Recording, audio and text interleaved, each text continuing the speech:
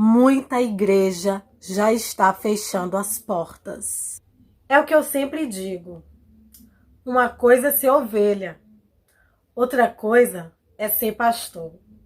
Neste período de quarentena, por conta do Covid-19 aqui no Brasil, a Igreja do Senhor tem vivido dias difíceis. Eu recebi hoje um relato de um pastor e eu fiquei muito triste, eu fiquei chocada, estarrecida, porque a igreja, ela é um organismo vivo e nada pode destruir a igreja. Há tempo de abraçar e há tempo de afastar-se de abraçar, como está expresso no livro de Eclesiastes, e eu levanto essa bandeira. O que eu tenho observado é que a igreja ela tem tomado uma postura muito medrosa, ela tem recuado diante do problema. No livro de 1 João, que o verdadeiro amor lança fora o medo. As autoridades elas deram a orientação, pelo menos aqui no estado da Bahia foi assim, que as igrejas elas poderiam se reunir, mas com no máximo 50 pessoas no templo.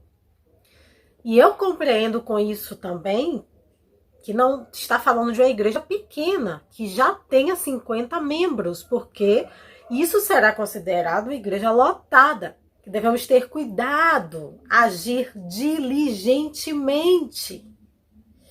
Acontece, irmãos, que tem muita gente levando as coisas aos extremos.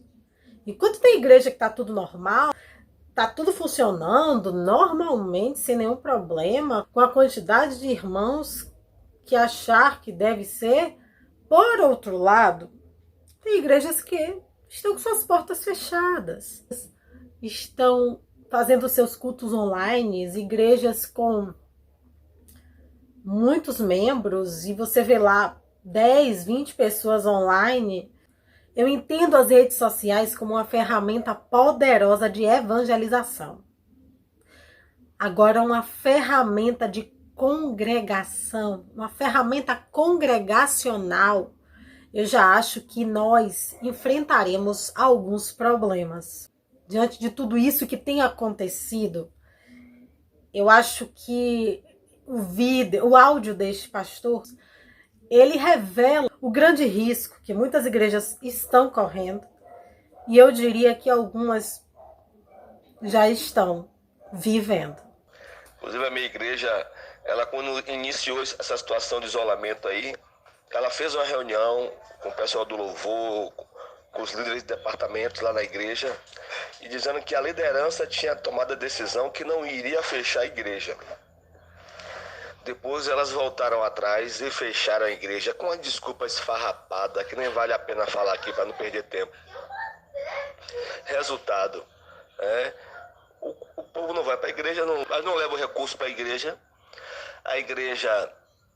começou a arrecadar menos, entrou em crise e decidiu que ia fechar 5 igrejas.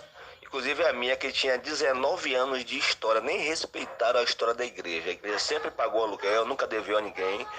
Decidiram administrativamente fechar e fechou. Tá sendo um baque aqui para todo mundo. Erros sucessivos. Com relação à igreja fechar, eu falei, gente, por que tá fechando a igreja? Mas os crentes tudo medroso, a maioria tudo em pânico, porque a televisão colocou pânico na cabeça deles, né? Parecia que quem pegasse o coronavírus ia morrer. Na cabeça das pessoas hoje. Agora parece que está mudando um pouquinho isso, mas no começo tinha esse pânico que parece que quem pegasse o coronavírus ia morrer, que era uma doença que matava 90% de quem fosse contaminado. Então o povo, a gente falou, não, deixa a igreja aberta, a igreja não pode fechar, rapaz. Mantém aí, a gente separou as cadeiras, botou a cadeira com 1 metro de distância uma da outra, disse que ia ter culto com número reduzido e tal, e depois não fez nada disso, ficou sem culto na igreja, a igreja sem culto. Aconteceu isso tudo, certo? A gente falou, poxa, Como é que pode fechar uma igreja, rapaz? A igreja é um canal para pregar o evangelho, é um canal para receber as pessoas que estão aflitas, que precisam de oração, né? É um lugar de você congregar, de você fortalecer sua fé, de você orar junto, de você adorar a Deus junto. Que fecha a porta de uma igreja, rapaz, não tem motivo para se fechar uma porta de igreja. Ainda que tivesse um decreto municipal ou estadual ou federal dizendo que é obrigado a fechar a porta da igreja, vai ter uma porta aberta aqui, porque se alguém entrar aqui doente, eu vou botar a mão nele e vou orar. Se entrar alguém aqui depressivo, eu vou conversar com ele. Ainda assim, se tivesse um decreto mandando fechar, que não foi o caso, que não existiu esse decreto, o pastor tinha que ficar lá. Eu, desde a semana retrasada que eu tenho olhado, várias igrejas abertas.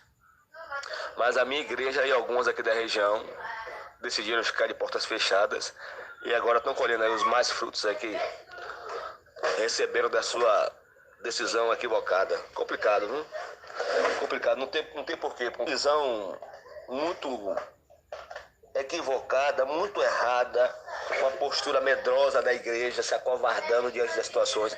Eu imagino a igreja primitiva, né? O quanto ela foi perseguida, o quanto ela sofreu, que não podia falar do evangelho, e ela saía por aí escondida, falando, levando a palavra, fazendo cultos. E a gente, rapaz, por causa de um vídeo, todo mundo fechando a porta de igreja, todo mundo ficando com medo dentro de casa.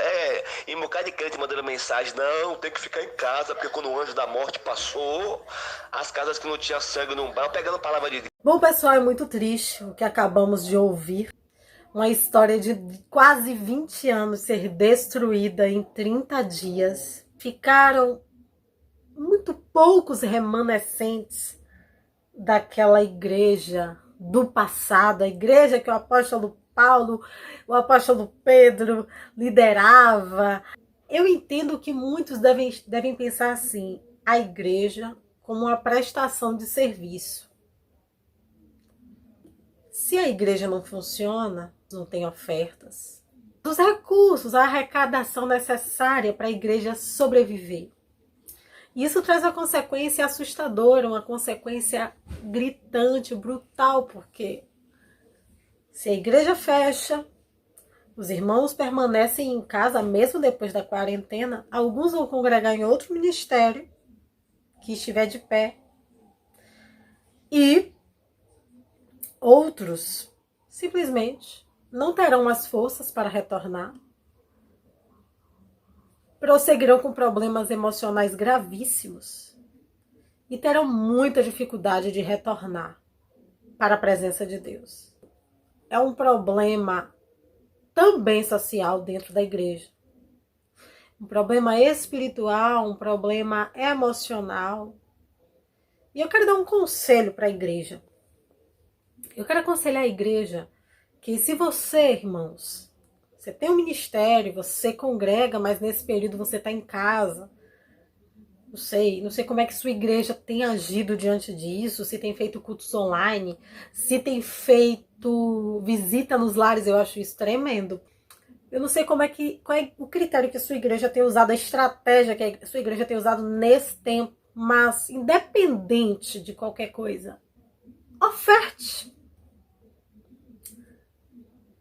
Contribua, porque aquela igreja, ela possivelmente paga aluguel. Estou dizendo, aconselhando você a manter a igreja do Senhor de pé. Você é participante dessa obra, você é participante. A igreja precisa de você. Não tem dinheiro para ofertar, não tem dinheiro para as primícias. Bom, quanto a esse assunto, eu vou deixar para falar em um outro vídeo, para poder contribuir com essa fase difícil que a igreja tem passado, tá? Deus abençoe e a paz do Senhor.